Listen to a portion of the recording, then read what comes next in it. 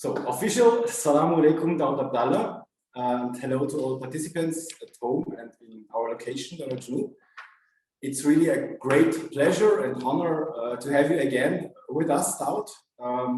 We as Dar al Janub had the opportunity to invite you last time in Vienna to our conference, Culture in Exile, on the topic of Palestine. It was in, as I said, in the year 2008, so many years ago. So it's a great chance to welcome you again. Unfortunately, this time only via Zoom, but nevertheless, a warm welcome to you and thank you for your time. And thank you that you have accepted our invitation. Let me please first introduce our speaker, Dr. Daud Abdallah. Daud, please correct me if I'm not, if my background informations are not quite right or a little bit wrong, but I will try to introduce you. Dr. Daud Abdallah is a former Deputy Secretary General of the Muslim Council of Britain, author of many books and articles, and he was editor and translator for published houses, lectured history on university, and was since many years senior researcher for the in London-based Palestinian Return Center. Palestinian Return Center also cooperated in 2005 with Dar al Janub for visiting and fact-finding mission in the refugee camp, the Palestinian refugee camps in Lebanon. And Daud was also, or is also editor of the Return Review, which has been recently replaced with the Journal of Palestinian Refugee Studies. He was Assistant Secretary General of the Muslim Council of Britain from 2003 until 2006. He chaired the European International Affairs Committee and represented the Muslim Council of Britain in several delegations abroad. He has been a spokesman for the MCB both in the British and international media. And he's currently both the Deputy Secretary General and the Chair of Europe and International Affairs Committee. Daud formerly lectured in Introduction to Islam module of the Islamic Studies for Certificate of Higher Education at Birkbeck, Stratford. He is chairman and khatib of Masjid An-Nur in London and has been a guest lecturer on Islamic and Palestinian affairs at many universities in the United Kingdom, including the Queen's University in Belfast. He's also the director of Middle East Monitor, a news website, and he set up the British Muslim Initiative also.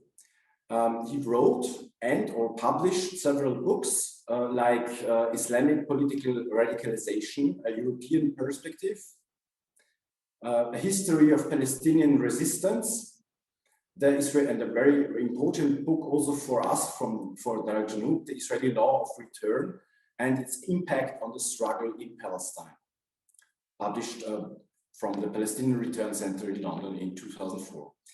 In his recent book, I hope we can see it, Engaging the World, the Making of Hamas Foreign Policy, written before the recent aggression of the Zionists, he examined the foreign policy of Hamas and offers a really unique take on Hamas, liberating the discussion and of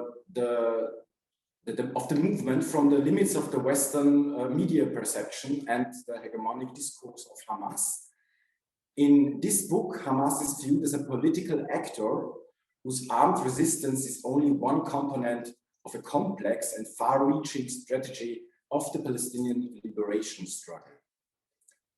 So we are very excited to hear more about that. My name is Oliver Hashemizadeh. I'm one of the founding members of Dar al Janub, Union for Anti-Racism and Peace Policy. Dar al Janub is just short introduction. Dar al Janub is an association based in Vienna, Austria, was founded in 2003. And as an outcome of discussions and actions against the aggression, the US aggression against Afghanistan and Iraq, and also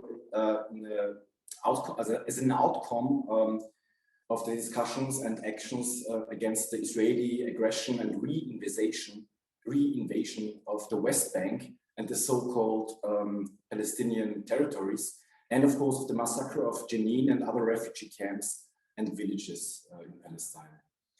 One main goal of Dar al Janub is to present and discuss concepts of visions of liberation by activists and scholars in the global south. And Dar al Janub works outside of any institution, without any funds or donations of the institutions, since we understood that donor and founding policy as an instrument of political influence by the institutions. Yeah. Dar al Janub has also a community center. We are sitting now in this community center, and we also organize fact-finding missions to occupied Palestine. If you want to know more about our work, visit our website or YouTube channel or Facebook site. So before we get into the lecture, some technical details. Daud will speak about 45 minutes around. After the book presentation, or better the lecture, all participants have the opportunity or are invited to ask questions or share their comments. Please wave your hands via Zoom so that we can see that you want to talk, or write your questions in the chat. Okay, Daud, perhaps you can start with your presentation and perhaps start with the point, what was the motivation to write this book?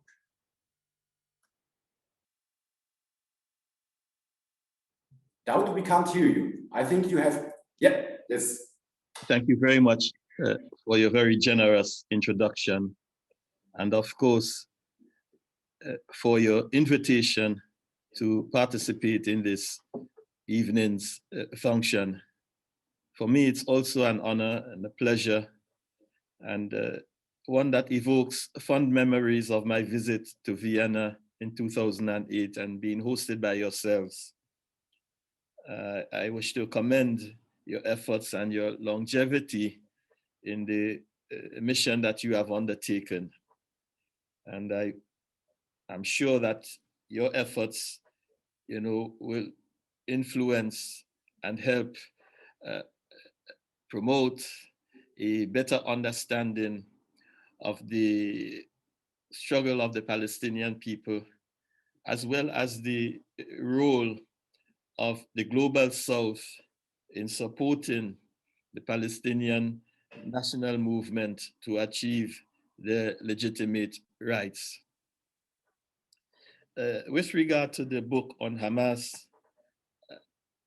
it was motivated by an understanding or a recognition that there was a gap or a void, in my view, a vacuum in the literature on Hamas.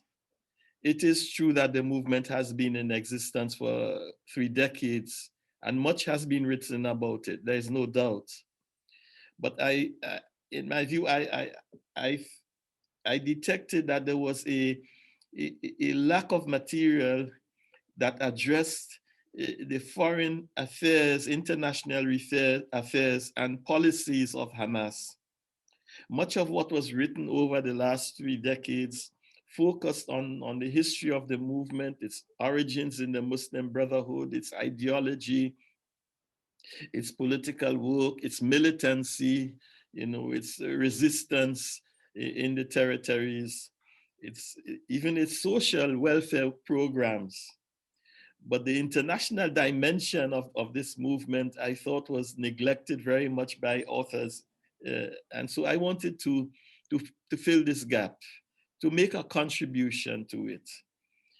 And that was the basis of my motivation. Now, one may ask, why does a group or a movement, an organization like Hamas feel the need for foreign policy or international relationships? The truth of the matter is that when we pose a question like this, we ought to look at how the movement perceives itself, and what it wants the international audience to understand about it, rather than how it is be defined by others. See, now it sees itself in its literature as a liberation movement and a movement of resistance, hence the name. Liberation in the sense that it does not recognize the colonization of Palestine, but it sees mandatory Palestine from the Mediterranean to the sea, the River Jordan, rather, to the Mediterranean Sea, as one geographic entity. That entity, it believes, is an endowment to Muslims based on historical episodes, and that it should remain an endowment in perpetuity. That is to say that no part of Palestine should be conceded or bartered or negotiated with. You see, it should remain one territorial entity as it was at the time of the mandate, right, between 1922 and 1947. So a movement, particularly given the fact that many of its leaders and members live in exile, you see, that in itself creates a need for relationships with state entities. You see, because the question that is often posed is, can a non-state actor, or is there a need for a non-state actor to have a foreign policy, or a program, a platform for international relations? Well, this non-state actor, many of its members live in exile. They have a national struggle. They seek to liberate their land. They have a political vision. And so they have to, in many instances, engage with friendly governments as well as hostile governments, you see, to survive and to ensure that its mission is conducted in a manner that is advantageous to itself and the Palestinian people as a whole. So the book looks at the relationships and how these relationships and why these relationships were formed since its inception in 1987. There are different theories of international relations and foreign policy, how foreign policy is developed. And perhaps the most dominant schools are the realist school and the idealist school. Realists believe that the driving force behind foreign policy, in shaping foreign policy, power, economic and military power, and that moral values and principles play less of a role. The realists who have been influenced by Machiavelli, actually, believe that morality in this anarchic world, in this world, this world where states fight for dominance, for hegemony, for control, for expansion, you cannot be too moral, approach it in a moral manner.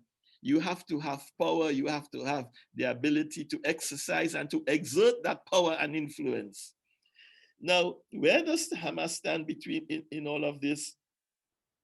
It tries to, it has marry these two trends. The trend of sticking to certain principles, which of course has been informed by its Islamic moorings, as the name of the movements, the Haraka al-Islamiyya al-Muqawama, Haraka al-Muqawama Islamiyya. So it believes that the ideals that it strives for are ideals rooted in Islam. It wants to have social justice. It wants to get rid of the colonization of the land. It wants to liberate it and establish a system where there is social justice, where it has the ability to exercise self-determination and the right of return, but all of these must be informed by their Islamic principles. The mere fact that Hamas seeks to liberate, as it says, Palestine from the settler colonial project of the Zionist movement, that in itself is an ideal, because it wants to transform the reality from what it is now to another reality that it thinks should be. So that is an element of idealism. But during my study of the movement and its approach to this issue, I've seen that it at times it had to be realistic. It had to approach things not from a purely idealistic point of view. And one example of this is, let's say, its relationships with governments that have been historically hostile to the Muslim Brotherhood from which it emerged. Let's say the regime of Muammar Gaddafi, or that of the Ba'athist party in Syria. I cite here 1982 and what happened in Syria, in Aleppo and Homs, and the confrontation with the Muslims.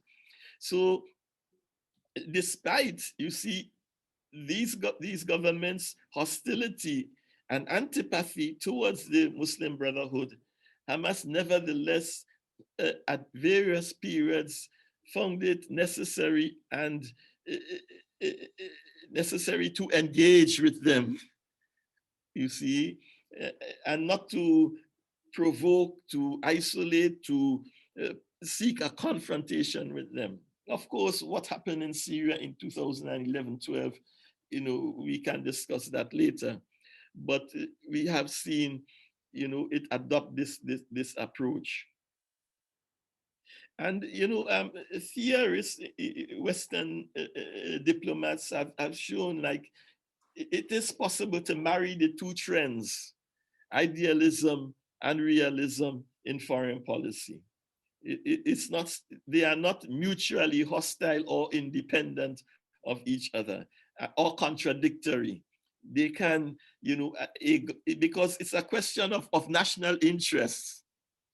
Hence the reason Lord Palmerston, a former British foreign minister, he once said, we have no permanent enemies and no permanent friends, but we have permanent interests. You see, and so whatever is consistent with the interests of a government, or even a movement like Hamas, in our instance, as far as the book is concerned, then, if it's consistent with its interests, it would, seek to engage with that reality or partner or party rather that is before it. Now, how did I approach the subject? What I decided to do was to look at certain defining historic movements, episodes or events, and see how those events had impacted on the thinking of the leadership and how it influenced them to develop their foreign policy. And there were four particular episodes that I used in the book. The first was the Iraqi invasion of Kuwait. Then the second was the expulsion of 415 members of Hamas and Islamic Jihad to Lebanon in 1992. Then there was the question of the Oslo Accords and 2006 elections. All of these historic events, were significant events which helped Hamas or influenced Hamas to develop and forge its foreign policy or its international relationships. In terms of the time period, the scope of the book, really. It can be divided, or the development of the foreign policy can be broadly divided into three historic periods. 1987 to 1992, that was the period of the Intifada. And much of Hamas's relationships were confined to its immediate Arab environs, neighboring states in the Gulf where some of the leaders were, you see. And then the period between 1992 until 2006, when the elections were held. 1992 was when they were expelled to Beirut. And then in 1993, we had the Oslo Accords. From then until 2006, there was a period of intense hostility with the Western governments and the United States in particular, and persecution of the movement.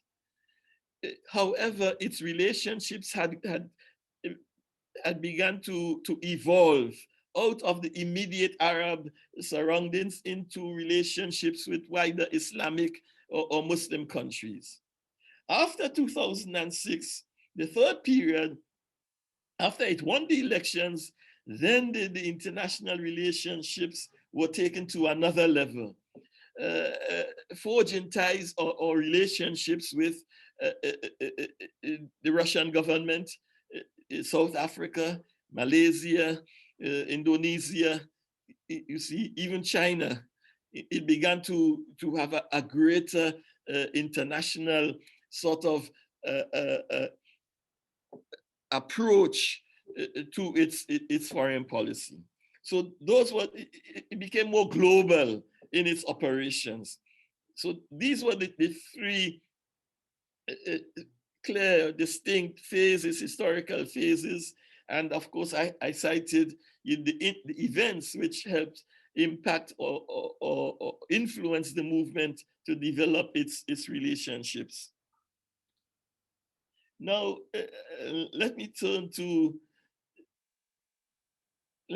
go back to the Iraq War and just say a few words about it, because what happened, you see, when Saddam Hussein invaded Kuwait in August 1990, there was a lot of support for his action in the occupied territories, on the ground, you see, by Hamas supporters.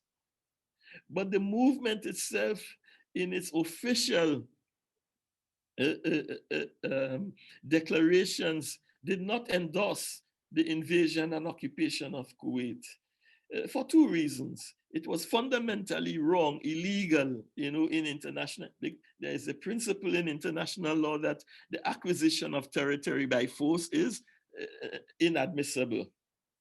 And in as much as Hamas, you see, which is the victim, or Palestinians are victims of an occupation, of a conquest, they too, you know, having been, you know, the victims subjected to conquest and occupation, it was immoral, unacceptable for Hamas to now support an invasion or conquest or occupation of another country.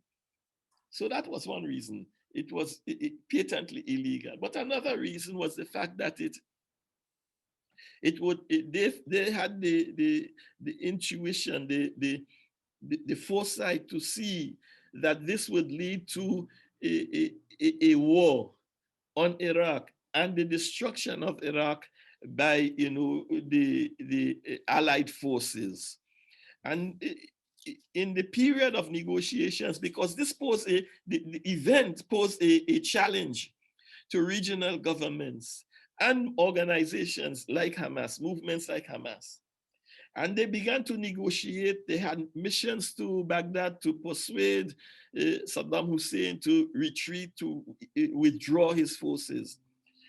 Hamas members were part of those early Arab Muslim delegations to Baghdad. And so that was its first foray into regional diplomacy. On the one hand, it had to strive this balancing act between its supporters on the ground on the one hand and its principled position that this was wrong on the other. So of course the negotiations did not bear fruit. It was a tragedy. It led to perhaps what was called the second Nakba or third Nakba for the Palestinians after 1960s, because many of them, over 500,000, were evicted from Kuwait. The reason being, as is well known, the PLO had supported Saddam Hussein. PLO, Jordan, Sudan, were among the states that had supported Saddam Hussein. Because of their support for Saddam Hussein, the Palestinian residents in Kuwait paid a heavy price. They were attacked, many were killed, many were tortured, and thousands, hundreds of thousands were eventually evicted from the country. What happened as a result of this? Apart from the negotiations and attempts to mediate, many of them had Jordanian passports. They were Jordanian nationals living in Kuwait. So they returned to Kuwait, to Jordan, some of the leadership. Of course, they went back secretly. The Jordanian authorities didn't know that. They didn't announce they were going to Jordan. But once they were there, the Jordanian authorities were faced with this fait accompli, having on its territory a resistance movement. Now, this was a recipe. Again, this was a challenging diplomatic scenario for the movement, because Jordan had supported Saddam Hussein, you see, and now they were going into that territory, and they had to negotiate now safety, security, and the ability to function in Jordan, bearing in mind that the Intifada was still continuing. And Hamas was playing a leading role in orchestrating and directing the Intifada. Were they able to do this continually and freely as they wished from Jordan? We would see that that was not the case. Eventually, they were thrown out of Jordan after the death of King Hussein. So that was the first major sort of event, historic event that affected the movement. Then we go to that of the expulsion to Lebanon in 1992. The immediate cause of this was, of course, the killing of an Israeli soldier, for which Hamas claimed responsibility in the West Bank. No, they were rounded up, put on buses, and sent to deported to Lebanon, expelled to Lebanon. The Israelis, they would have preferred that the Hamas, that the exiles or the deportees would have remained in Lebanon. And they tried to force them to go further north, although they left them in the south, in this mountain, Majda Zahur. They would have much preferred, and they told them to go. They fired shots at them to go further north. But because the Lebanese themselves, were not in favor of this, they prevented them from going north, and they did not try to go north. They did not accept, to be exiled in this manner, having witnessed what happened to their parents in 1948. So they resisted all attempts to have them being permanently resettled in Lebanon.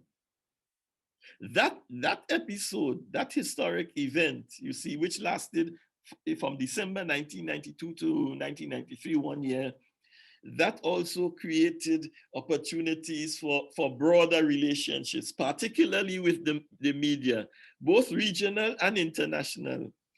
Westerners, church, Christian clergymen in Italy, news media from the United States, CNN, and they saw these images of people freezing in the snow-filled mountains in Lebanon. that evoked a lot of concern in the West, and it created an opportunity for Hamas to present, itself to the international media and what it was about. But the truth of the matter is, as I brought out in the book, what Israel wanted to do, because Hamas was such an influential actor at the time of the Intifada. You see, Intifada was still continuing. And they didn't, and the negotiations, because if you remember now, after the defeat of Saddam Hussein in 1991, the PLO became significantly weaker. The PLO was not it lost regional support from its funders, the Gulf countries, Kuwait, and it lost its support. And by supporting Saddam Hussein, he was defeated.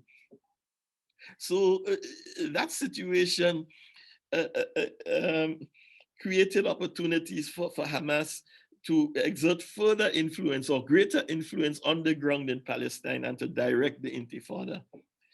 In 1991, at the Madrid conference with Bush, George Bush Sr., he wanted to create what was called a New World Order, having defeated Saddam Hussein, a New World Order. But to do this, part of this vision that he had was to have some kind of settlement in Palestine. You see, so the Madrid conference, they tried to bring Hamas into it. It didn't, accept any attempts to allow it to become a partner. It envisaged that this was going to lead to some kind of compromise with the Israelis. So it is significant that they were only allowed to return to Palestine after the Oslo Accords were signed. After the Accords were signed in October 1993, then significant steps were, because the obstacle was removed. The obstacle to Oslo was removed. They were in Lebanon. Once the signature was put on paper in Washington, then in December, they allowed them to return. So that was it in terms of, the impact of the stay in Lebanon in between 1992. We move on, the Oslo Accords itself, by rejecting it, because Hamas, the fundamental point to note about the Oslo Accords was that it was based on the principle of land for peace, a recognition of 242, that the Palestinians were supposed to recognize Israel on 78% of Palestine, and they would get peace. Of course, we know that didn't happen. Hamas did not want to make this concession, recognize Israel. See, the PLO, if you remember, in the exchange of letters in the Declaration of Principles, President Arafat signed the Declaration of Principles, the exchange of letters. It said that we, the PLO, recognize the state of Israel to exist. But Rabin, in his letter to Arafat, said we recognize the PLO as the representative of the Palestinian people. He didn't say he recognized the right of the Palestinian people to a state, And Hamas, it recognized this fundamental flaw in the whole thing, that it was a gross capitulation of, and surrender of the rights of the Palestinian people to their land, to the occupation.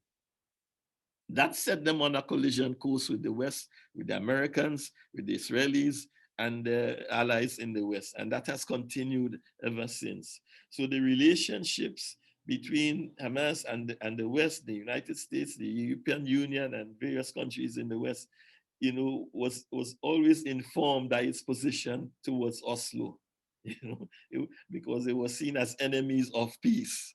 The Oslo Accords were supposed to be, this great gateway to peace in the Middle East. Now, that period of tension, of hostility, of persecution of Hamas members, the killing of its founding members and leadership, it continued right until 2006, when the elections took place, and of course, Hamas won that elections. Contrary to the expectations of the United States. There were reservations in Israel, there were reservations in the United States, in the Bush administration. But somehow Abbas, he told them, you know, he managed to convince them that to allow the elections to go ahead, you know, and not only would he win, he would be able to bring Hamas around to being a partner, you know, in this whole peace process. That didn't happen. Hamas won the elections overwhelmingly, and you know they had to form a new government. They wanted to have a government of national unity. That was rejected by Abbas and of course the Americans and Israelis, and so that took them down the path of confrontation with Fatah in in um, in Gaza. The book goes into much of the details, you know, what was done by the United States, the State Department in particular.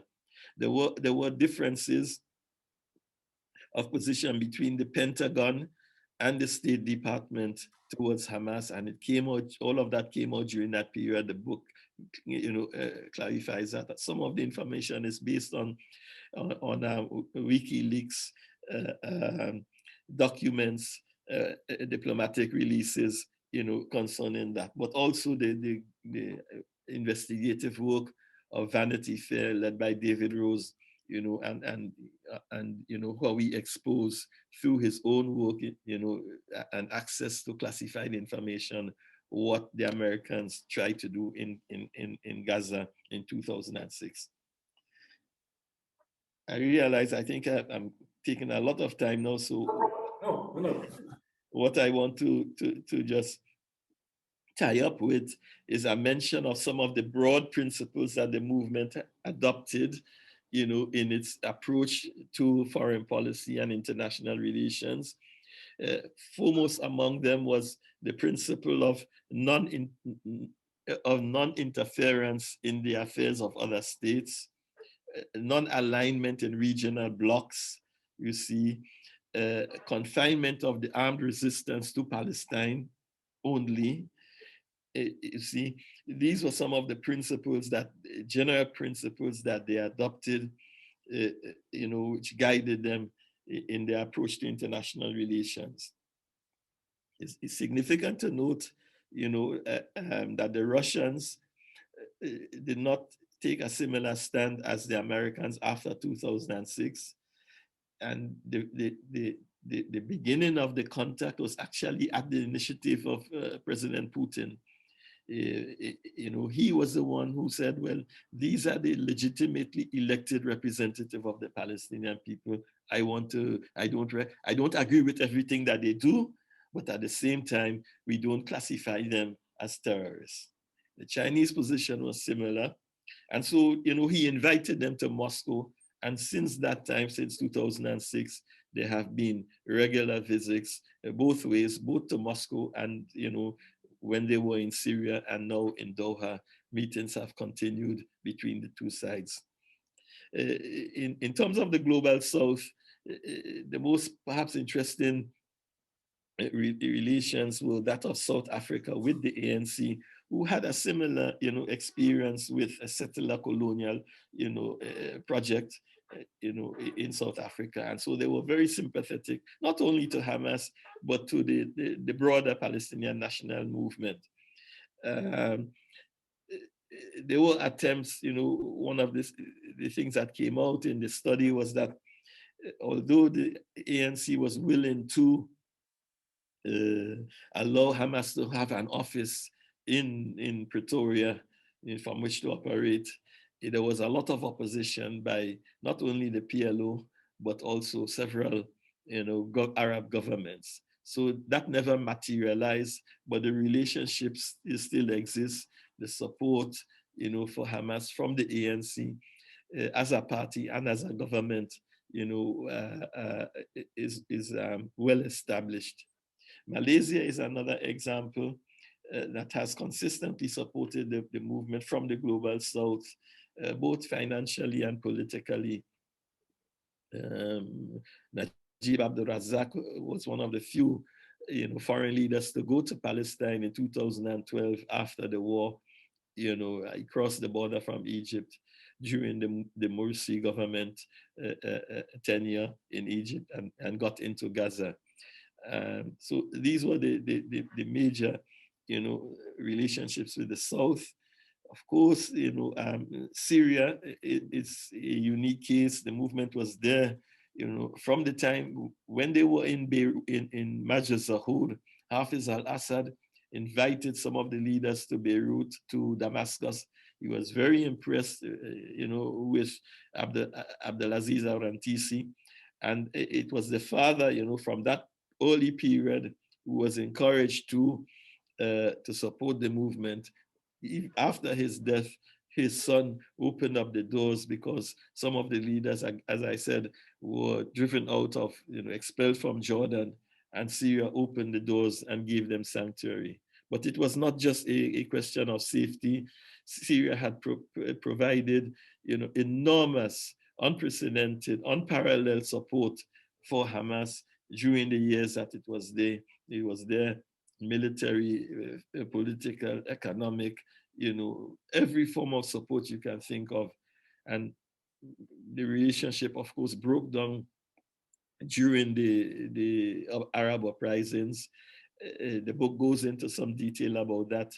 And, that is where we ended. That's where I ended the study on his departure from Damascus. I, looked at the causes of it, the attempts to resolve the different approaches to the uprising between the government of Bashar al-Assad and the leadership.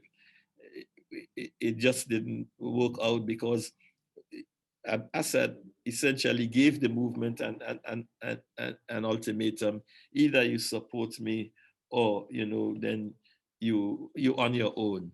You can stay, but you would not be enjoy the privileges and that you had before.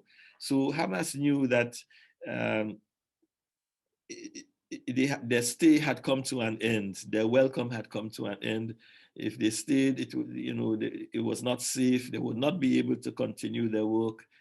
And if they supported the Assad regime, it would be questioned by the people of the Syrian people who were calling for change, for democratic reform, for greater freedoms.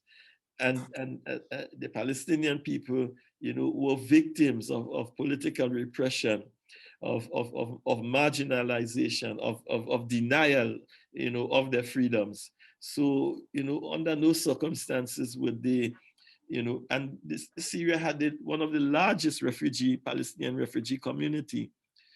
Had Hamas gone down the route of supporting the regime against the Syrian people, not only that would that have been a contradiction to its principles, but it would have exposed the Palestinian people to, undue hostility, which in any case did happen.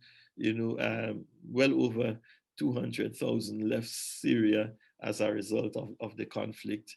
Yarmouk, the famous photograph of the Palestinian people living in Yarmouk camp, remains etched in the memories of many of us today. So this is where I'll stop in terms of the broad sweep of the book. And I hope that you would be encouraged to have a read. I had an offer only last week to translate it into French. And yes, not in German yet. Not yet. Okay. And Portuguese. Our colleagues in Brazil are translating it into Portuguese. So we hope that our colleagues in Austria would in either of these languages find it possible to read it. Thank you. Thank you so much, Daud. We have some questions prepared and some questions from the audience also in advance. Perhaps the first question would be: you mentioned already the decision of the Hamas to take part of the elections in 2005, 2006. From today's perspective, how, in your point of view, how does the Politburo reflect this decision on the participation on these elections? And would they rate rather is it a success or bad decision to take part on these elections, or somewhere between, perhaps? Well, let me start with the reasons for doing so in the first place. They felt that it would be better to have. They didn't envisage that they would win the elections, but they envisaged that they would be able to form a strong opposition within the parliament. And that was enough, you see, to keep an eye on the level of corruption and inefficiency that was, rampant within the authority. So that was the motivation. However, the results proved well beyond their expectation. It was a success in the sense that, and this is my reading of it, it was a success in the sense that it was an affirmation of the popularity of the movement and its mandates, that the Palestinian people were willing to give them a mandate. That was, attested to by international observers, among them Jimmy Carter's Democratic Center. But it was a failure in the sense that it led to a confrontation. It led to a brutal, bloody, confrontation between Hamas and Fatah, and a division that has existed ever since. And that latter, that failure, I think in hindsight, they would not want to see, such a scenario being repeated. Having said that, when Abbas, announced earlier this year that he was going to have presidential and parliamentary elections, they said, okay, we'll contest, as we did in 2006. He was warned, and it's well publicized, that the Israelis, I'm speaking about 2021, the Israelis said they were not in support of it. And so they created this pretext of Jerusalem and, the inability of the Palestinians to vote in Jerusalem. That was the escape route for Abbas to cancel the elections. But the overall reading of the thing was that he would have lost, the PLO, Fatah would have lost the elections as they did in 2006. But the problem, you see, is that Hamas would not want to have a situation where Palestinians will be fighting Palestinians. That is totally unacceptable. It's reprehensible. And if an election is going to lead to that in the future, I don't see Hamas, taking part in it. Yeah, thank you.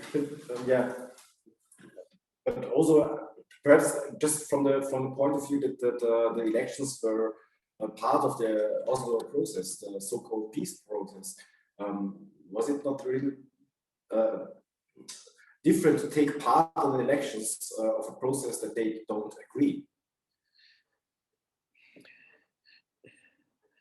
No, I mean, the recognition of Israel is one thing, and having the ability to administer the affairs of the Palestinian people is something else. There was rampant corruption, misuse of funds, abuse of power in the territories. And this had to come to an end. You see, it has to be exposed. There should have been transparency and accountability.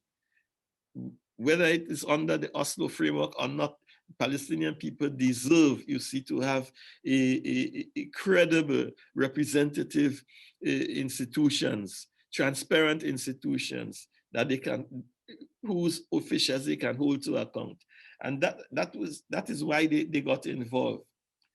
If you remember, in 2005, there were local elections, municipal elections, And they won all of these convincingly. These were to administer, local affairs. And that was the beginning, the signal to the Europeans, to the Americans, that there was a great risk in allowing them to contest. But in their calculation, it was not a question of winner takes all. They were not part of it to have, the entire cake, and have it for themselves. No, they wanted to be part of a process that would ensure, you see, a good governance for the Palestinians. These were people under occupation for decades. They deserve they deserve better than what they were getting under the Oslo regime. Yeah. Okay. Perhaps a second question from our side. You refer in your book on Oliver Tambo from ANC, who said in 1985, quote, "We say that to remove armed struggle, the regime should first remove apartheid, which is the cause of the armed struggle. To concentrate on the public discussion to take Israel as an apartheid state is very, very useful, but apartheid itself is only a technical version of oppression. The end of apartheid would not mean necessarily to end the colonization of Palestine. So at which point in the confrontation, liberation movements in history removed the armed struggle and got liberation? And how in this discussion inside, and how is the discussion from your point inside the movement, the Hamas movement? Are they aware of that special technical problem? Well, when we look at the history, of decolonization in Africa and the Americas and the Caribbean and so on, there were armed struggle, there were liberation movements that took up arms, to attain their liberation. But there were other instances where independence was negotiated, and hence the reason you find in, let's say, the Francophone countries like Chad and Senegal and Ivory Coast and so on, there was no armed struggle as such in these places. It was independence was negotiated. But the truth of the matter is that you had another form of colonization, what Nkrumah called neo-colonialism, where you had the flag, you had a national anthem, but your economy was tied to Paris still. And as we know, France still, these countries, they use the French franc still, although they're independent. So the independence, has been circumscribed. It's limited. In the countries that waged armed struggle to dismantle the colonial regimes, like in Mozambique and Angola and Algeria, the change was more radical. The confrontation between, or the tensions between the Algerian government and the French is still in existence, decades after independence in 1962. France wants reparations. They still calling for accountability for crimes committed by the French in Algeria. So each country, it has its own specifics in terms of the process of colonization. With regard to apartheid, I agree with you that apartheid is a feature of colonialism. Yani, the apartheid we see in Palestine today is a manifestation of a settler colonial project. As as the apartheid we had in South Africa and the settler colonial project in South Africa. However, so the removal of apartheid does not mean that you get rid of oppression. No, or colonial rule. In other words, you can remove one dictator and have another. You see, let's take countries like Egypt, which has been ruled by the military ever since the British left. you know, in the 1950s. From then on, you had these dictators being propped up by the West. You know, yeah, we have governments in Washington, one after the other, speaking about democracy in the Middle East. When it comes to Egypt, it's an entirely different matter. So I agree, you know, the colonial, the European or Western colonial master could be removed, but you can have in his place a local dictator or oppressor. And that doesn't speak well for genuine independence and freedom. So in the Palestinian context, Hamas is not seeking, you know, the dismantlement of Israeli apartheid. Hamas is seeking the liberation of Palestine, you know, in its entirety, you know, and with that, the dismantlement of apartheid, you know, the dismantlement of Israeli apartheid is only part of a process of the liberation that it seeks. Yeah. Thank you. Perhaps just are there other questions from the audience, or I mean, we have some questions, but please, yeah. From our audience, a question from Helga, please, yeah. Yeah. First, thanks, Mr. Daud, for your enlightening lesson here. I would have one question, or I like to have some explanation from you about the Muslim countries. Because in fact, since Hamas rules in Gaza and also before, but since this, there is a great process going on also in the Muslim world for Muslim countries are looking at Palestine in another way. So I think that Palestine is remembering the Muslim world and the Muslim countries about their importance of Al-Quds, and this it means of the importance of their religion of Islam and all what is meant by this, also in case of how to organize and how to rule a society.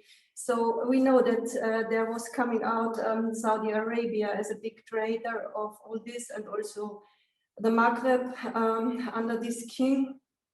But there are also other countries. You mentioned Indonesia and Malaysia, and for me it would be interesting to know how Hamas is dealing with the Muslim countries in this future process, and how, as we hope, it will help his important and very big role in remembering and putting forward the idea of Muslim society, which is ruling without capitalist suppression and oppression, and what is connected to this deeply without colonization and occupation. So please, if you have an idea about this. Well, thank you, first of all. Let me say that the issue of Jerusalem, you know, and the other sites, not just Masjid al-Aqsa in Jerusalem, but the Christian sites in Jerusalem were all defiled, you know, desecrated by the settlers in recent months. There have been attacks on churches and attacks on mosques. In terms of the Muslims, or with regard to the Muslims, this is something very sensitive, you see, because in the Muslim psyche and according to his doctrines and belief, Jerusalem is the third most important city after Mecca and Medina. And you know, the mosque in Jerusalem is mentioned in the Quran. So, you know, for Muslims, it is what we would call a red line. And this is why you see Hamas, you know, when the Western media speaks or analyzes the recent events, they start with, you know, the firing of missiles from Gaza. They didn't start from the attacks, you know, and outrages committed by the settlers. There was a context. You know, these settlers were you know, in Ramadan, if you remember, they tried to prevent people from worshiping. And that struck a nerve, not just in Palestine, but across the world. So you had thousands, you know, coming out to protest, over 200,000 in England. You know, many of them, the overwhelming majority were young people, you see, but they got the information from, you know, the social media, the contacts, the Instagram, the TikTok, and so on. And that, you know, just caused an upheaval among the youth in England and in many countries. So I think you know, the political leadership in the West, as well as in the Middle East, it should take this as a warning that no longer can they appease, you know, the Israeli settlers, you know, and its colonial project in Palestine, and no longer should they give carte blanche, you know, to Israel's policies in Jerusalem.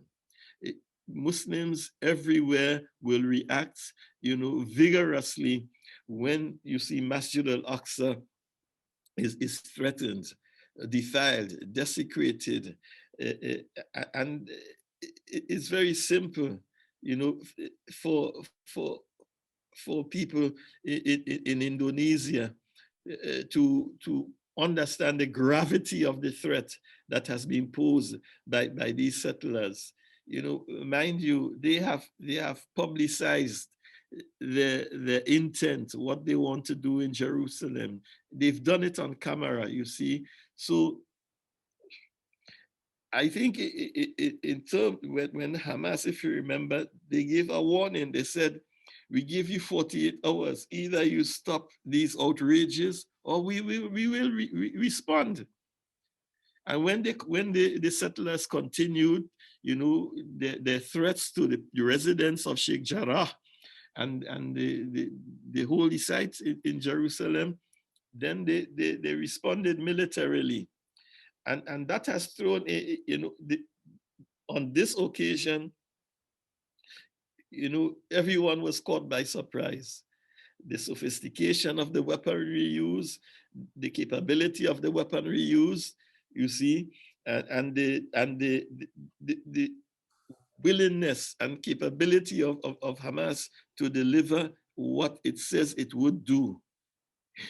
So this is not a movement issuing, you know, vague threats. This is a movement that's saying, if you do this, this will be the consequence.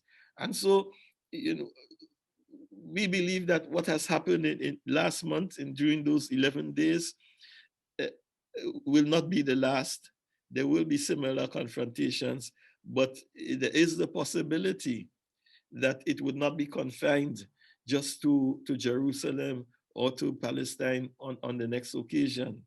You see, this has the potential of igniting a conflict much well beyond Palestine. And even the PA, Ramallah Authority, has warned the international community that Israel's action is going to lead to a major religious conflict, you know, in the region if they are not checked, you know, and kept and deterred. So I think the message has gone out from last month. The message has gone out clear to everyone concerned that Jerusalem remains a red line, and as far as Hamas is concerned, it is prepared to defend it, you know, with arms if necessary. Thank you, Daud. Perhaps because you mentioned it already, you talk about the red line, but you had the extra chapter about the deportation of the 450 members of Hamas in 1993, and you say this is it was a turning point of the situation. Would you estimate that this or such a turning point was also created again today with this 11 days offensive of the United Resistance Forces in Gaza under the leadership of Hamas? Is this a turning point also for the Palestinian struggle? I think so. I think in the sense that if you notice on this occasion, the response was not confined to Jerusalem. The response was not confined to the West Bank. The response was from all over Palestine, from Nazareth to Lyd to all the cities. The Palestinians inside Israel, they rose up also, asserting the Palestinian identity. There was a sense of solidarity and unity that was not been seen for many years. And in that sense, I think internally, that constitutes a turning point. That because we're speaking about a new generation of Palestinians who are prepared, look at what happened in the Israeli cities, how they it was also a turning point in the sense that Israel's racism was exposed, for what it was when they attacked their own Palestinian citizens, took them out of their cars, beat them, attacked their stores, and burned them. This is the true face of Israel. It was exposed. If before May 2021, any European was in doubt about this whole thing about Israel being a democracy, then May 2021 would have been a turning point in his understanding, in his perception of what Israel really is about. This is a racist, entity that is prepared to use violence against non-Jewish peoples. That was very clear. And so internally there was a change. Externally, we saw the kind of support. Now, people in Congress, for example, in America, you have a new generation of Democratic Congress people speaking out, calling for sanctions, calling for the curtailment of military aid to Israel. That is gathering momentum. You have trade unions today in Britain, right now as we speak. ASLEF, one of the big unions, have declared Israel an apartheid state. Right today, you see, this is gathering momentum. And in the media, terminologies that were never heard before. Before, people were speaking about Palestine in the context of security and terrorism. Today, we're speaking about Palestine in the context of liberation, of resistance to a settler colonial project, an anti-apartheid movement, boycott of all of these are creeping into the mainstream discourse, whether in the media or in the political circles. It's not as dominant as it should be, but there is evidence, ample evidence that this is gradually gaining momentum. And I think May 2021 contributed to this growing awareness of what Israel is about, its racism, its apartheid system, and what needs to be done in terms of boycott, in terms of sanctions, in terms of divestment from its projects and companies. Inshallah, I see. Okay, it's very optimistic view because especially in Europe and also in the United States, but especially in Europe, as our friend Daud bin Lahad from the former Black Panther party said, in Europe the right had become mainstream and the left become right in their argumentations. I mean, we don't see it really in Europe, the change of mind towards the Palestinian cause so much now, but perhaps you're right, it could be a long time. I think we should be careful not to, when we speak of Europe, not to think that it's uniform across the continent. There are differences. Take a country like Ireland, the Republic of Ireland. The support, the assertiveness, you cannot compare that with what happens in Paris or Berlin. You know, it's worlds apart, you know, and they say it. They fly the Palestinian flags on their municipalities. You cannot do this in Vienna, I'm sure. Oh, in the opposite, in Vienna, it was the Israeli flag raised by the government. Exactly. So it's not uniform across Europe, but you know, the divestment, we've seen it all since May 21. You know, in Scotland, you know, one of the big pension companies, the second largest pension company in Scotland, with, you know, with assets of 84 billion pounds divested from Israel. This was after the 2021 assault on you know, May 2021. Yeah. Major pension company, and that has happened. These divestments, you know, you can find evidence of it across Europe in various countries in Scandinavia and so on. It's happening. Thank you. We have a second question from the audience, from Sonia. Sonia is online. Perhaps she wants to, or I can read. She writes, why and what was the stop of launching rockets while the situation on the ground did not change? The siege of Jarrah and the threat of the inhabitants continue. The daily attacks on the worshippers in Al-Aqsa Mosque did not stop, and the situation in Silvan is worse than where the demolition of houses is going on. So this is the question from the audience. I mean, perhaps you have a few. You are not spokesman, or you are not exactly. Yeah. I'm just spokesman of Hamas. Or perhaps you have a point of view about this. Why did the organization or the movement decided to stop also at this point? Yeah. Well, if you look at how it happened, it was not just like Hamas asking for a ceasefire, you know, and Israel stopping, you know, saying, well, we offer to. It was the Israelis who stopped their firing, and then Hamas stopped. So this was the condition. If you stop attacking us, we would stop. But you know, in armed confrontations of this kind, they cannot continue in perpetuity. They come in waves. You know, you have to take a lot of things into consideration, your civilian population, you know, and their needs, you know, for respite, you know.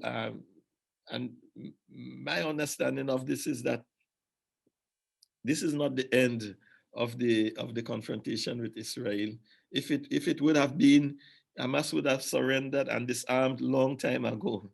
But on the contrary, it continues to build its military capability to defend the people of Palestine. You see, when there are attacks, you know, the type of which we saw in Sheikh Jarrah, and they think it is time to move in. It is a question of the military forces of the movement deciding, assessing it, and determining where it wants to go. That is as much as I can say on it. Okay, thank you. Perhaps another question, a question about you. I mean, I don't want to be too pessimistic, because you have a really optimistic view, and this is very great. I think it's necessary to be optimistic, but also we have to raise some questions about difficulties. So you described the ability of Hamas to get a new generation of activists in the 1990s, despite of enormous difficulties, and also the fruitful communication between the old and the new generation. If we look straight into the communities in the diaspora, especially also perhaps in Europe, there is already a strong alienation from Palestine, also a sort of misunderstanding that organization individual string of statements rather than a process of people with a goal. Are we too pessimistic, or how should one view of the Gulf in Palestine in relation to the political leadership? Well, it's not a view that I share, I must begin by saying. But there is no doubt that the Palestine national movement is not it's not in a healthy state. It has been fragmented, and there are reasons for this. You go back to the 1974 recognition of the PLO as the sole legitimate representative of the Palestinian people. And what did the PLA do with this international recognition? It compromised, 78% of Palestine to Israel.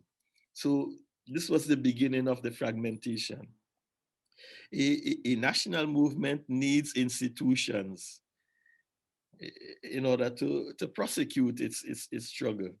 Here we have, the Palestine National Council is supposed to be the parliament of Palestinians in exile, but they are not elected. The PLO reserves the right to appoint members to the PNC. So, these anomalies, these, weaknesses, they do not allow for the healthy growth of a unified, strong, potent, vibrant national movement. But to make the claim that the Palestinians are alienated and have given up, and I think that is a bit exaggerated. If you go to Latin America and see the clubs in Chile, the football clubs, in Chile, flying the Palestinian flag, their kits, their football kit, it's based on the names of football clubs, based on villages in Palestine. That awakening is replicated in Brazil and many parts of Latin America. In Europe, I mean, when someone like Bella Hadid, that supermodel, comes out and say, "I am Palestinian," and she wraps herself in the Palestinian flag, can you imagine the impact of this? This woman has 43 million followers on Twitter. 43 million. All these young people who follow TikTok and Twitter, they are the ones who came out on the street in London. They filled Hyde Park.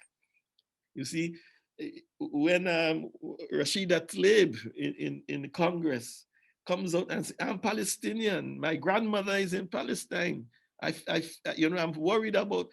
President Biden was forced to meet her in Michigan and say to Rashida, we are praying for you and we have concerns about your grandmother. The message is going out that the Palestinians using their identity, have not lost the affinity or the identity in the way that Israel would like it to happen. I believe, on the contrary, they remain Palestinians. They long for the restoration of their national rights. The vehicle, how to get it, this is where the problem lies, because the leadership, is fragmented, it's clueless, it doesn't have a clear vision of what it wants to do. It wants normalization with the occupier, but it wants to prosecute a national struggle for liberation. It's a confused, reality. But I really think, in terms of the young people, at least those I come into contact with in England, and I know of in other parts of the world, this is certainly not the case. Thank you. Other questions from the audience or via Zoom? Sonja Sadi again. Is it possible to ask what are the red lines for HAMAS? Yeah, the question is, what are the red lines for Hamas?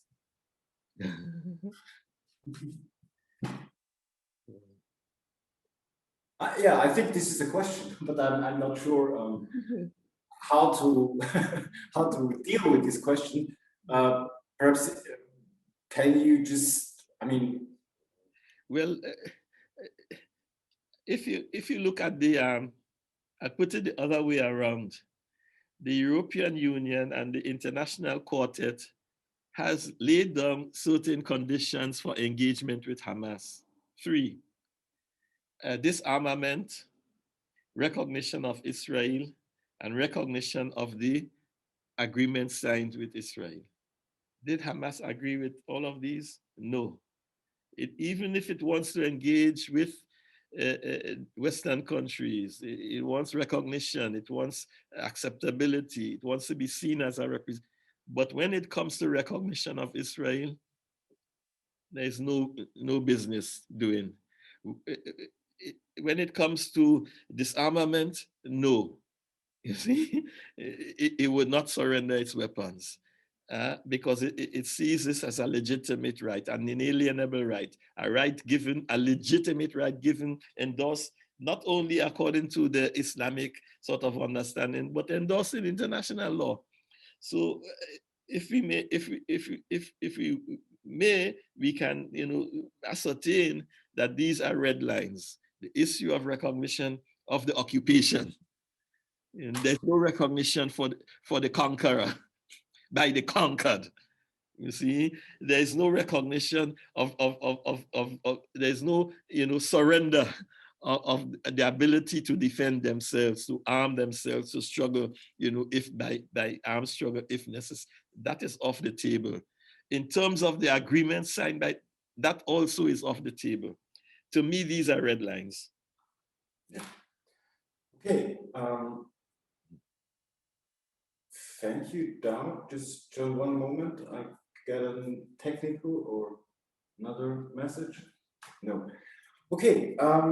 So if there are no further questions from the audience, I will just recommend again really strongly the book from Daud Abdallah presented today in this event.